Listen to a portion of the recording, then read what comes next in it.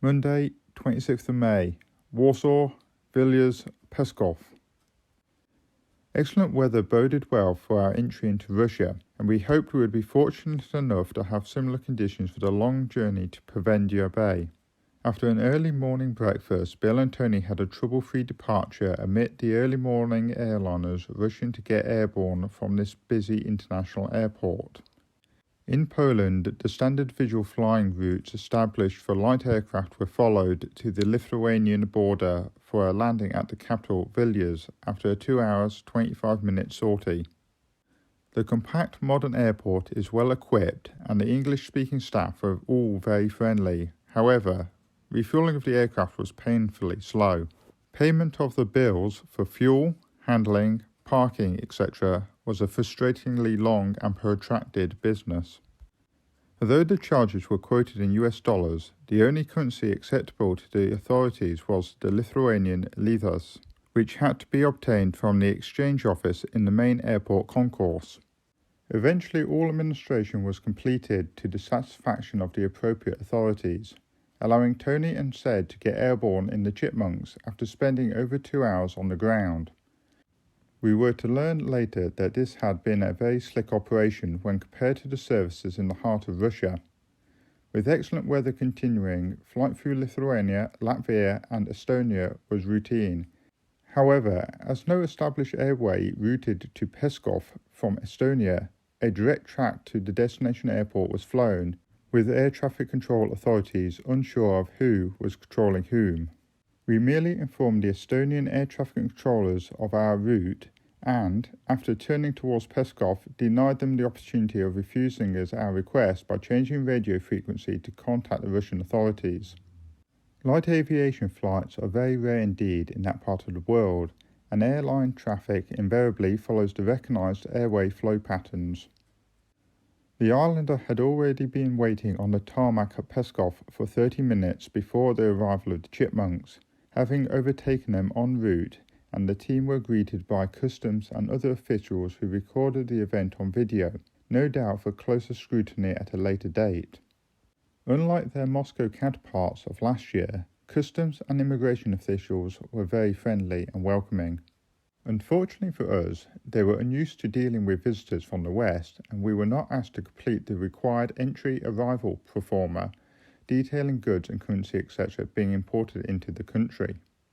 This form is intended for resubmission to customs at the point of departure from Russia, in our case at Pskov Bay, some 5,000 miles further along our route, and was to prove an embarrassment when we were unable to produce the correct documentation for the authorities there.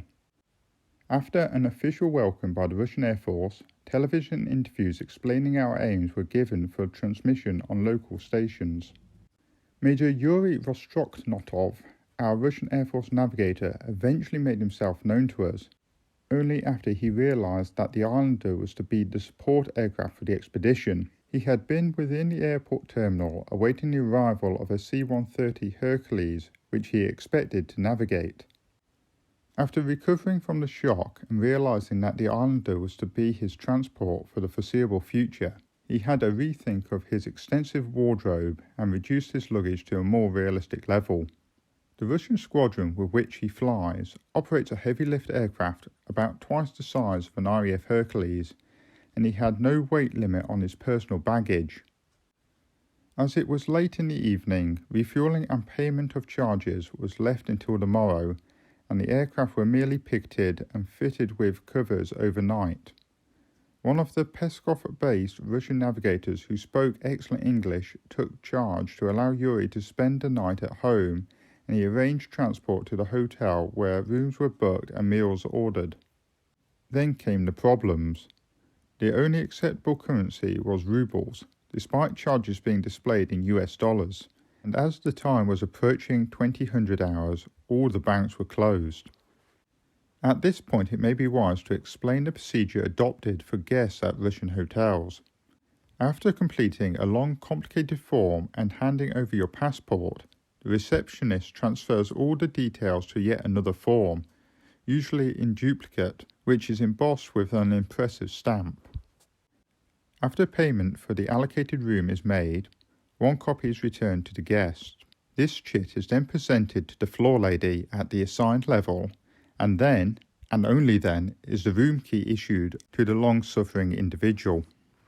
Native Russians enjoy at least a 50% discount on rates charged to foreigners. However, en route we often circumvented the system by having Yuri book and pay for rooms before disclosing that we were glorious British military allies and honoured guests of the Russian Air Force. Now, back to the Pskov in tourist Hilton to continue the saga. With the team waiting impatiently in the lobby, surrounded by the luggage, Bill scoured the town for 90 minutes before being able to exchange US dollars for rubles at the rate of 5,800 to the dollar. Only after returning and paying the bill were we able to occupy our rooms and freshen up with a cold shower. We very quickly learnt that what we Westerners regard as the basic needs of travellers, such as food, water, electricity, loos and showers, etc., are not always available, nor can they ever be guaranteed. In Pskov, however, loos, showers and food were of a basic acceptable standard. During the late evening, the clear skies began to cloud over.